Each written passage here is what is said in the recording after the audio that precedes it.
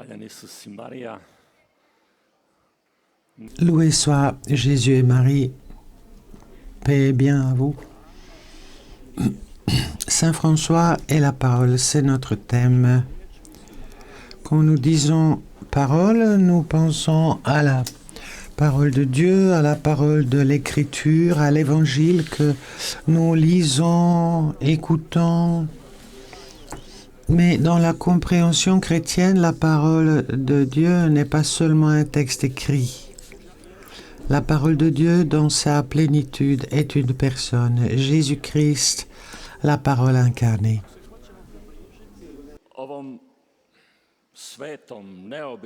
Si nous voulons nous rapprocher de cet homme tellement saint et sa relation à l'Évangile, nous pouvons partir de ce que nous trouvons dedans de nous-mêmes. Et c'est la nostalgie de la parole.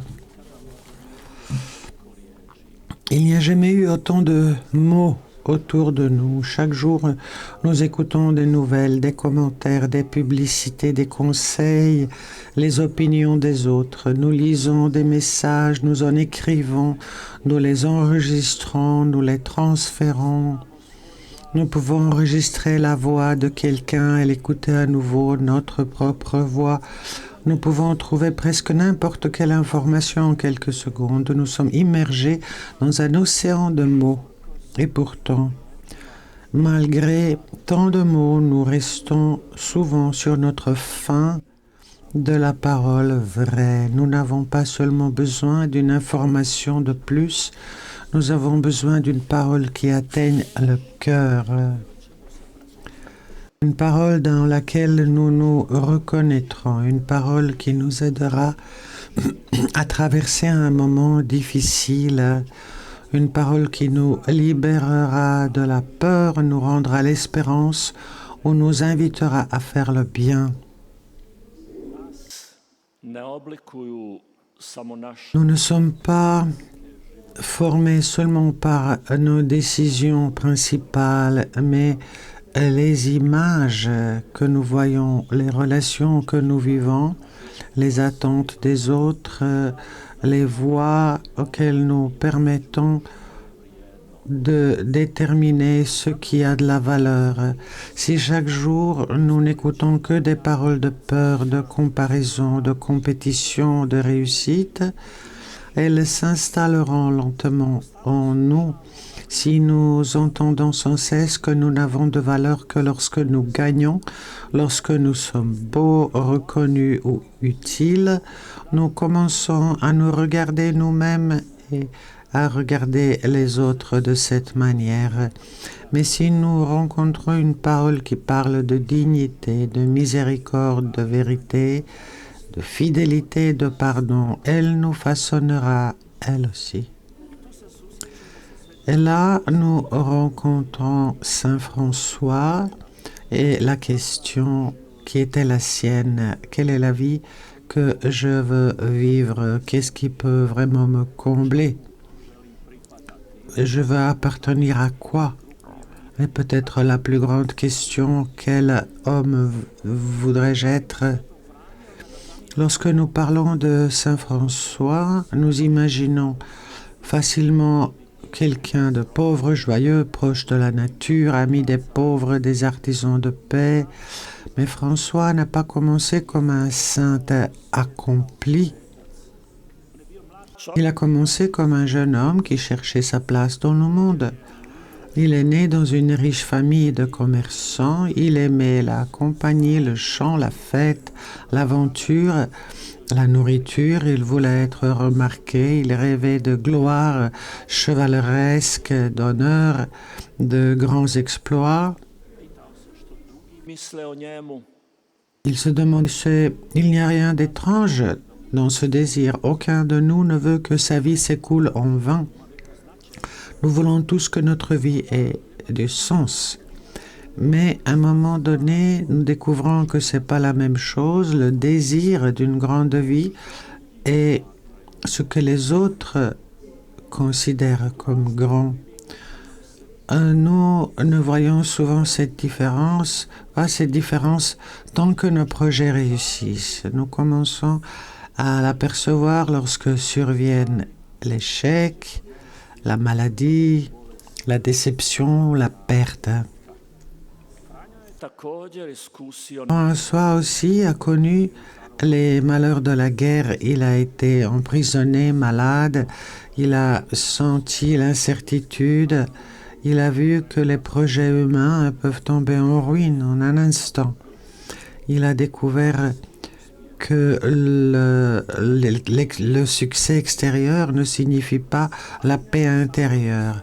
La souffrance en tant que telle n'est pas bonne, et si on a une bonne tête, on ne cherche pas la souffrance, mais on peut y découvrir des choses importantes. Nous pouvons découvrir que nous ne sommes pas abandonnés. Parfois, des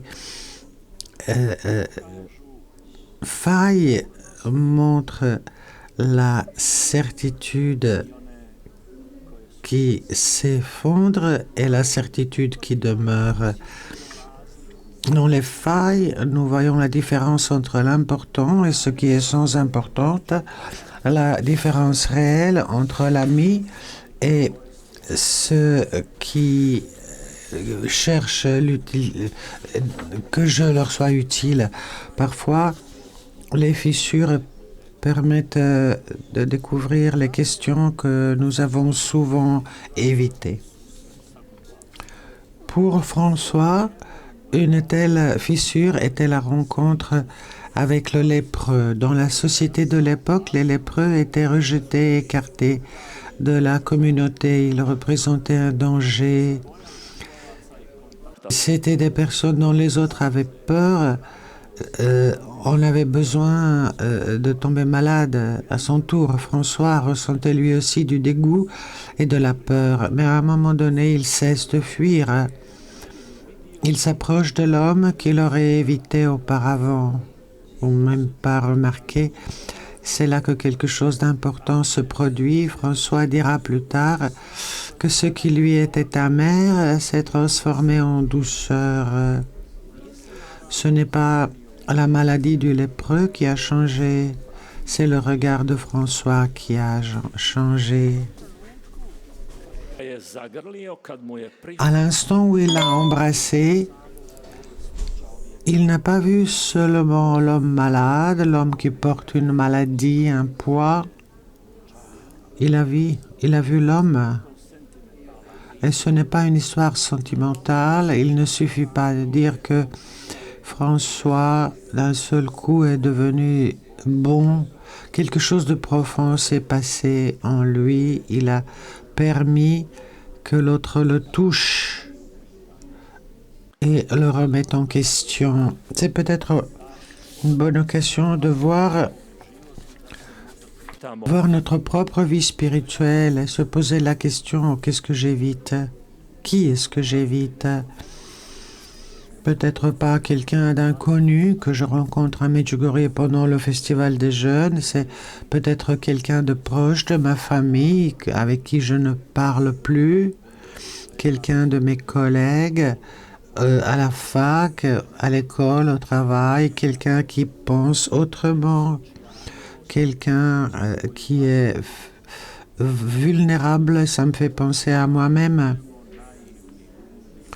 François ne cherche pas que nous soyons des personnes naïves qui négligent les limites saines, mais il veut qu'on ne permette pas que la peur soit le critère de nos relations.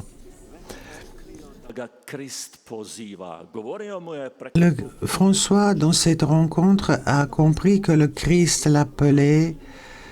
Il a déjà été appelé, mais François entre alors dans une petite église, Saint-Damien, près d'Assise, et là il y a un immense crucifix que vous voyez ici aussi. L'église est vide, les murs s'effondrent, sa propre vie jusqu'alors s'est effondrée elle aussi. Il ne sait pas encore quel chemin prendre. Il sait seulement qu'il ne peut plus vivre comme avant. il prie devant le crucifié. C'est alors que, dans la prière, selon la tradition biographique, il entend une voix qui l'appelle par son nom. François, va et répare ma maison qui, comme tu le vois, tombe en ruine. La parole, ce n'est pas seulement quelque chose que l'on lit ou que l'on écoute ou on écrit. La parole que François a entendue le connaît. Elle l'appelle par son nom. Elle s'adresse à lui et à lui seul. Elle ne lui donne pas un enseignement général sur ce à quoi le monde devrait ressembler, mais lui confie une mission concrète. François va. Au début, François comprend ces paroles de manière tout à fait littérale. Il voit l'église en ruine et en conclut qu'il doit réparer ses murs. Il commence à ramasser des pierres, à se procurer du matériel. Il est obéissant à la parole. Il restaure Saint-Damien de ses propres mains. Mais François comprendra peu à peu que le Christ ne pensait pas seulement un édifice en pierre. Il est appelé à participer à la rénovation de l'Église vivante. Les personnes, ce qui est entre les personnes, les relations. Mais ce ne sera pas fait par un programme, le pouvoir, le débat, l'attaque contre les autres, les hérétiques, ceux qui sont différents. Il la rénovera en commençant à vivre l'Évangile. Dans la pauvreté, la fraternité, la miséricorde, en portant la paix. C'est ainsi que l'Évangile vient au centre de sa vie. Et maintenant, nous voulons comprendre ce que l'Évangile signifiait pour lui. Pour François, ce n'est pas un recueil de belles pensées que l'on peut prendre quand ça convient, s'en servir quand ça sonne bien, un livre saint qu'il faut garder dans la bibliothèque, mettre à l'endroit visible. Pour François, l'Évangile, c'est la parole qui demande une réponse. Quand il a écouté les paroles du Christ dans l'Église, sur la pauvreté, la paix, le service, il ne se posait pas la question ce que les autres doivent faire, ce que l'Église doit faire, ce que l'évêque doit faire. Il s'est demandé ce que ces paroles signifient pour moi maintenant. Ou bien, Seigneur, que veux-tu de moi? C'est là que réside la spécificité de François. Il n'écoutait pas l'Évangile de l'extérieur comme un observateur. Il a laissé l'Évangile l'examiner. Il lui a permis de le remettre en question.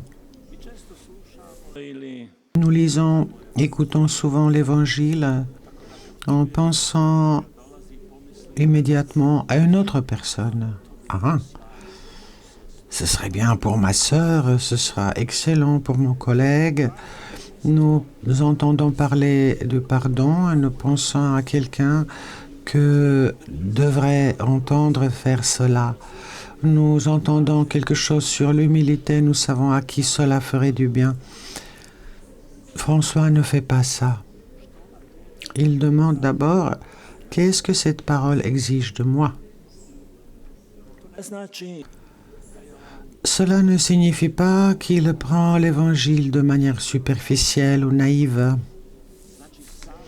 Cela signifie qu'il lui permet de devenir une parole personnelle, de le toucher personnellement. Et la parole de Dieu n'est pas seulement un texte, la parole de Dieu est la personne. Et lorsqu'il se laisse toucher par la parole de l'Évangile, il laisse le Christ le toucher. En Christ, Dieu ne nous a pas seulement envoyé une information. Dans le Christ, il a parlé dans la plénitude de la personne. Jésus n'a pas seulement parlé de l'amour de Dieu, il était l'amour de Dieu vivant et présent au milieu de nous. Nous appelons ça la parole incarnée. Par ses mains, Jésus a touché les malades, il était à table avec les autres, il mangeait, buvait avec eux, il les écoutait, il pleurait la mort de Lazare, il pardonnait, il se mettait au service, il lavait les pieds de ses disciples, il était touché de ses mains. Et c'est ainsi, d'une manière très concrète, il a montré que Dieu n'est pas lointain, il n'est pas une idée, il est avec nous dans le Christ, homme Dieu, homme Jésus. Il a pris une voix, un corps, un visage, des larmes, des mains, la fatigue, la joie. Il est entré dans l'expérience humaine. C'est ça l'incarnation. François voulait s'approcher de ça. L'incarnation nous dit que Dieu n'est pas loin, qu'il vient tout près dans notre vie et c'est là qu'il nous sauve dans nos relations, notre travail, pauvreté, maladie, combat, obligations quotidiennes, nervosité, sens d'être perdu. Notre foi chrétienne n'est pas des quelques phrases correctes, mais la rencontre avec le Dieu vivant, l'Emmanuel. Et cela signifie Dieu avec nous. Cette rencontre de François avec le Dieu vivant l'a peu à peu libéré. Et François découvre ce qu'est la liberté. Parfois, on pense que libre est celui qui n'appartient à personne, qui n'a pas d'obligation, qui peut toujours recommencer, qui est le maître de lui-même. François a découvert qu'une telle liberté est solitude. Il découvre un autre visage de la liberté. Qui est libre? Libre est celui qui sait qu'il est aimé. François dit, quand j'ai découvert d'être aimé, j'ai découvert que je n'ai pas besoin de prouver ma fidélité à qui que ce soit. Je n'ai pas besoin d'être le plus grand, je n'ai pas besoin de gagner, vaincre dans chaque discussion, pas besoin de laisser l'impression à chaque nouvelle personne que je rencontre. Au contraire, je peux être plus petit, je peux être mineur, frère mineur. Et c'est ainsi que l'Évangile délivre François du besoin d'être grand et important dans les yeux du monde. Quand il a découvert qu'il peut être plus petit, il a découvert qu'il est le plus près du plus grand. Il peut vivre pour quelque chose de plus grand que lui-même, quelque chose de plus grand que son propre regard. Et là, il y a encore un mouvement dans la vie de François. De la parole, il part vers la rencontre. La parole peut être écrite, gardée dans le livre, sur nos téléphones, smartphones. Sans les paroles, on ne saurait pas beaucoup de choses. Par la parole, on parle, on prie, on construit une culture, mais au-dessus des paroles, il y a la rencontre qui est plus grande, plus large que la parole. Dans la rencontre, nous avons le regard, la voix et le silence. Notre corps y participe, nos émotions, nos blessures, nos espoirs, nos limites, nos maladies, notre impuissance. Nous savons qu'il y a des personnes qui disent peu, mais nous savons qu'ils sont là, ils sont présents. Parfois, il y en a qui parlent à n'en pas finir. Et nous savons de l'intérieur, là, il n'y a personne, c'est vide, c'est creux. Et c'est pourquoi nous ne pouvons pas nous rassasier d'informations. Elle nous laisse à notre faim. Nous avons besoin de relations, quelqu'un que nous allons rencontrer comme une personne vivante. C'est ainsi que François nous rappelle par sa vie que l'action de la parole de Dieu est toujours vérifiée dans la rencontre concrète. Si la rencontre avec le Christ ne fait pas de moi une personne qui est davantage attentive à l'autre, alors je n'ai pas encore permis que la parole de Dieu me forme. Bien sûr, la vie de François n'a pas changé du jour au lendemain. Cette illusion de penser que les gens changent d'un instant à l'autre et après une rencontre profonde et intense avec le Dieu vivant, il faut un temps important pour que la conversion arrive, parce que la conversion est un chemin. Il faut le dire à tous ceux qui se découragent après une rencontre intense avec Dieu et pensent après avoir raté.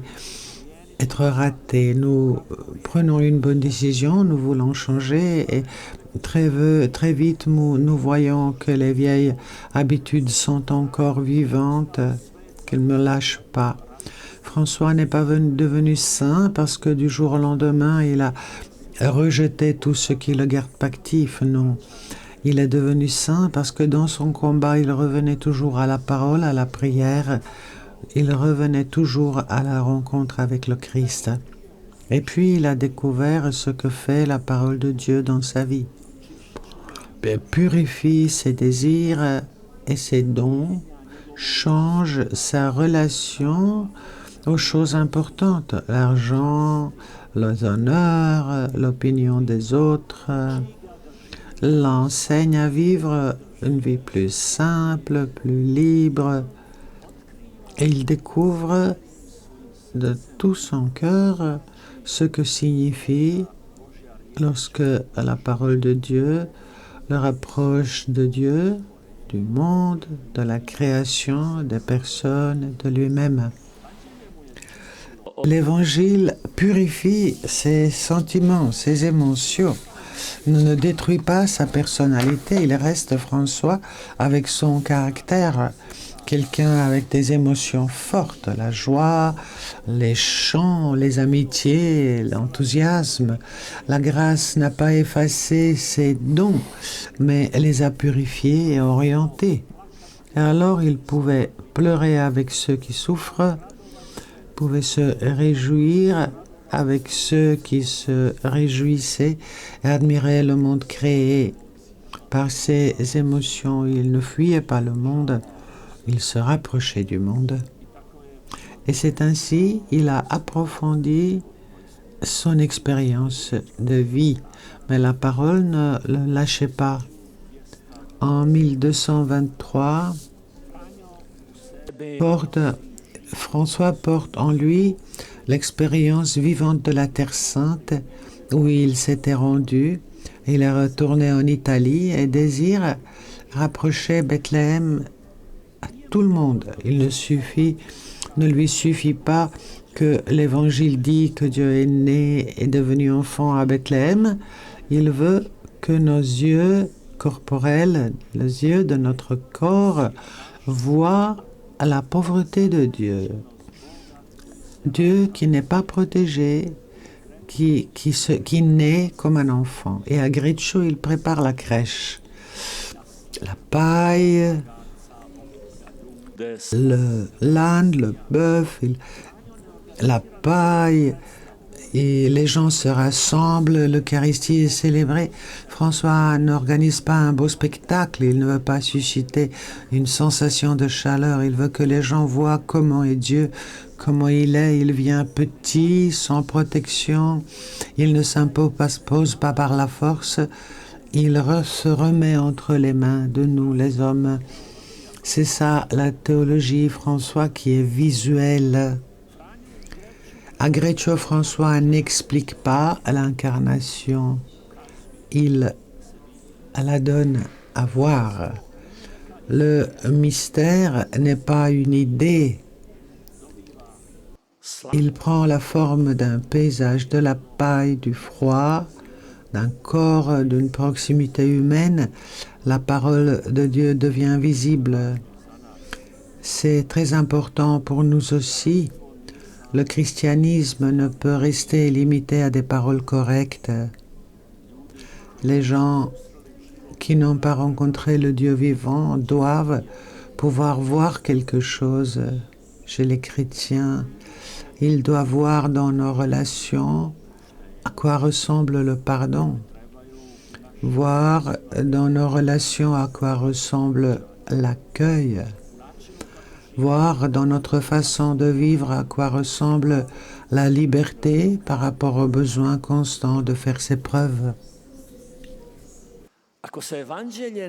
Si l'évangile ne se voit nulle part, il risque de rester pour les gens une idée abstraite, invisible.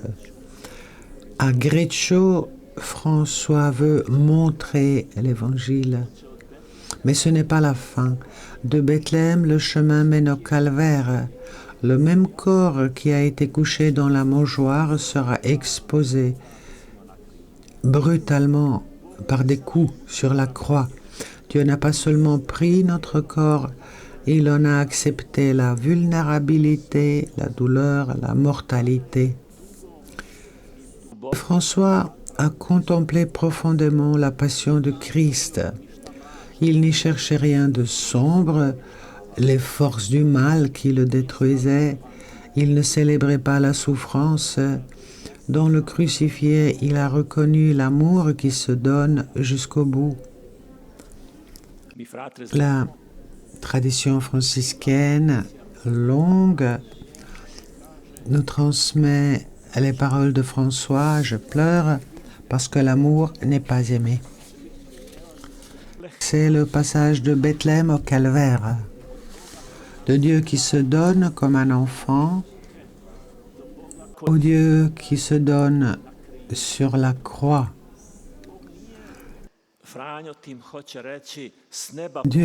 François veut dire que Dieu n'a pas envoyé un message depuis le ciel pour dire « Hello, je vous aime ». Il est venu parmi nous, il a pris un corps et ce corps a été couché dans la mangeoire et a été blessé sur le bois de la croix. Et puis nous arrivons à la Verna. Nous sommes en l'an 1224. François se retire dans le silence, la prière, le jeûne.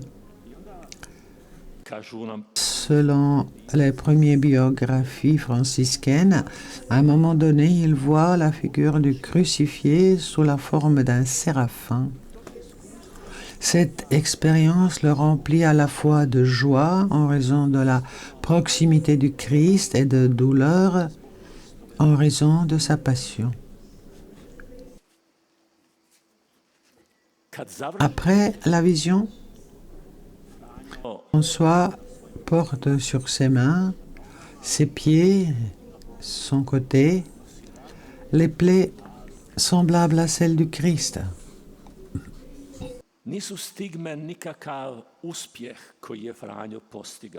Les stigmates ne sont pas un exploit de François, ils ne sont pas une médaille pour avoir réussi à bien se comporter, ils ne sont pas quelque chose que François a produit sur son chemin religieux, c'est un don et c'est le signe de sa conformation au Christ.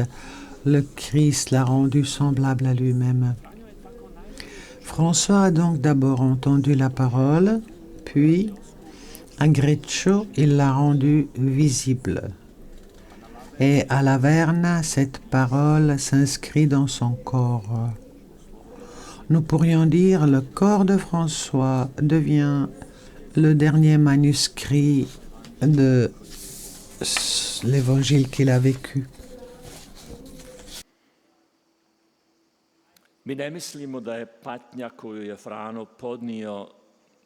La souffrance que François a vécue, ce n'est pas une souffrance qu'il faut rechercher. Ce serait une erreur. Il s'agit de quelque chose de plus profond, la vraie rencontre avec le Christ qui laisse une trace. Alors, nous sommes exposés à une question importante, grande. Où l'Évangile a-t-il laissé une trace dans ma vie? Nous n'avons pas besoin de porter des stigmates pour que l'Évangile se voie. sur nous. Il peut se voir sur nos mains, dans ce que nous faisons et dans l'aide que nous apportons. Il peut se voir sur nos pieds, dans la direction vers laquelle nous allons et vers qui nous fuyons ou qui nous fuyons. L'Évangile peut se voir dans notre regard. Sommes-nous capables de voir quelqu'un qui est exclu? Sommes-nous capables de reconnaître l'homme au-delà de l'apparence extérieure? L'Évangile peut se voir dans notre manière de parler, l'utilisation de notre temps, notre rapport à l'argent, notre capacité d'écoute, notre disposition à faire ou ne pas faire le premier pas quand il y a une relation brisée. C'est pourquoi les questions se posent. Est-ce que tu entends la parole? Lui permets-tu de te façonner, que la parole de Dieu te façonne? Est-elle visible sur toi? Si elle ne l'est pas, qu'est-ce qui se voit alors sur toi? La parole François a rencontré la parole de différentes manières et aux différents endroits. Elle l'a d'abord façonnée, mais elle ne s'est pas arrêtée là. Une véritable rencontre avec le Christ ne renferme pas l'homme sur lui-même, elle l'ouvre aux autres. L'homme qui a rencontré l'amour désire que cet amour qui habite son cœur parvienne aussi aux autres, non pas pour les gagner à lui-même, mais pour leur montrer la source où il a trouvé la fraîcheur de l'amour. C'est arrivé à de nombreuses personnes. Avant tout, Bernard de Quintaval, l'un des premiers compagnons de François. Bernard n'a pas rencontré François à travers un grand enseignement. Il a observé sa vie. Il a vu un homme qui vivait différemment, plus simplement, plus librement, plus près des pauvres, de manière sérieuse envers l'Évangile. Il le prenait au sérieux. Et François a éveillé en lui un désir. Bernard ne veut pas simplement copier François, il ne veut pas revêtir les mêmes vêtements, répéter les mêmes gestes.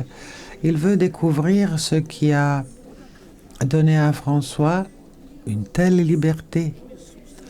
Il veut rencontrer le Christ qui a transformé la vie de François. Il veut aller à la source qui a fait de tels changements dans l'homme qu'il regarde. Bernard découvrira une saine imitation. Nous imitons tous quelqu'un, c'est des autres que nous apprenons à parler, aimer, travailler, prier, pardonner, résoudre les conflits. On imite ce que nous voyons. La question n'est pas de savoir si nous imitons, mais qui nous imitons. Et vers quoi cette imitation me mène? Bernard a découvert en François un témoin qui l'oriente vers le Christ. Et c'est là que commence le résultat de cette rencontre avec la parole de Dieu. C'est la fraternité. La fraternité ne naît pas parce que tous les hommes sont identiques. Les frères n'ont pas le même caractère, la même éducation, les mêmes capacités, les mêmes attentes. La fraternité naît lorsque les hommes découvrent qu'ils appartiennent au même Père. Et quand ils découvrent, le Christ nous apprend, il m'a envoyé l'autre comme un don, comme un frère. Les malentendus, les tensions ne vont pas disparaître. Toute fraternité connaît la fatigue, les différences, les déceptions. Mais la fraternité peut subsister lorsque les frères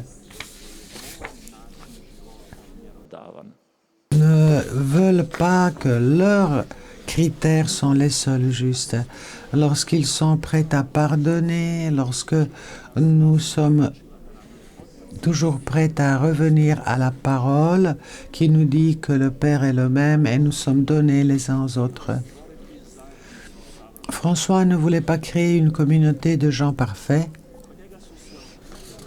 Il rassemblait des frères qui apprenaient ensemble avec lui à vivre l'Évangile et c'est libérateur. L'Église n'est pas une communauté de personnes qui sont déjà arrivées, elle est une communauté de ceux qui sont en chemin. C'est notre premier nom. Après l'ascension, on appelait les craints ceux qui sont en chemin. Comment se bâtit la communauté? Nous, les franciscains, nous avons une expérience qui dure 8 siècles. Nous avons appris un peu à ce sujet. La communauté se bâtit par de petits actes quotidiens, la patience, l'écoute, les excuses, la fidélité, le soin apporté aux plus âgés, plus faibles. Et la communauté ne naît pas simplement parce que des gens partagent le même espace. Elle naît lorsque quelqu'un écoute l'autre, comprend que l'autre a du mal et le dit. Quand quelqu'un pardonne, partage son temps avec un autre et pas seulement le surplus de ses affaires. C'est important aujourd'hui. Le monde contemporain nous offre de nombreuses possibilités de communication, mais la communication, c'est pas la communion. Nous sommes connectés en permanence et souvent très seuls, isolés. Nous pouvons échanger de nombreux messages sans jamais dire ce qui nous fait vraiment souffrir et ce qui nous apporte la joie, ce qui est important. C'est pourquoi nous, franciscains, nous avons appris que la communion doit être exercée. Nous pouvons savoir beaucoup les uns sur les autres, mais nous devons nous rencontrer. La communauté, la communion s'exerce. Si nous exerçons chaque jour l'indifférence, nous devenons indifférents. Si nous exerçons la gratitude, nous devenons plus reconnaissants.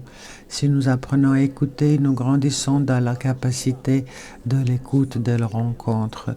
La parole de l'Évangile prend chair dans nos exercices et dans nos habitudes. Pour venir, nous revenons au départ. Nous avons commencé par la nostalgie de la parole, que nous avons besoin de plus qu'une information, nous avons besoin d'une parole qui peut nous reconnaître, qui nous donne la vie. François a découvert cette parole dans le Christ. Pour lui, l'Évangile n'est pas resté sur le papier, il l'a introduit dans la rencontre avec le Christ vivant et a façonné sa vie. La parole a changé son regard sur le lépreux, l'a orienté à dépasser sa peur, ouvert la porte vers la liberté. La parole l'a reconnu à San Damiano, l'a appelé à réparer l'église. À Greccio, il est devenu visible. À Laverna, il s'est inscrit dans son corps, dans ses douleurs qui portaient en même temps la joie. À travers la vie de François, il a éveillé le désir chez frère Bernard de cette même proximité de Dieu. Ils ont découvert qu'ils sont frères parce qu'ils ont le même Père. C'est pourquoi la question finale, c'est quelle parole me façonne aujourd'hui? Est-ce une parole de peur, une parole de réussite,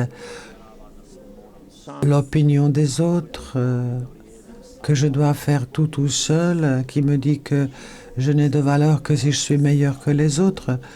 Ou bien est-ce que j'entre dans cette aventure et je laisse la parole de Christ me façonner, qu'elle soit plus importante que toutes les autres paroles?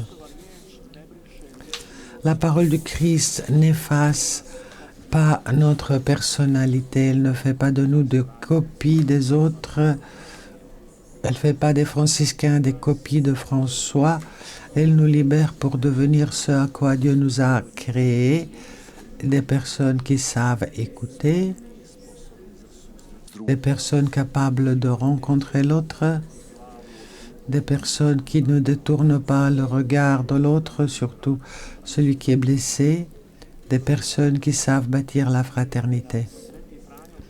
Ce serait une grande chose si Saint François nous aidait à ne pas seulement parler de l'Évangile, mais à lui permettre d'entrer dans notre vie, de la former, nous façonner, qu'on l'entende, qu'il devienne visible sur nous, que nous construisions nos relations par l'Évangile. Et le monde saturé de paroles, dans ce monde, nous pouvons apporter cette parole qui donne la vie, la parole qui s'appelle la bonne nouvelle, joyeuse nouvelle, l'Évangile. Merci pour votre attention.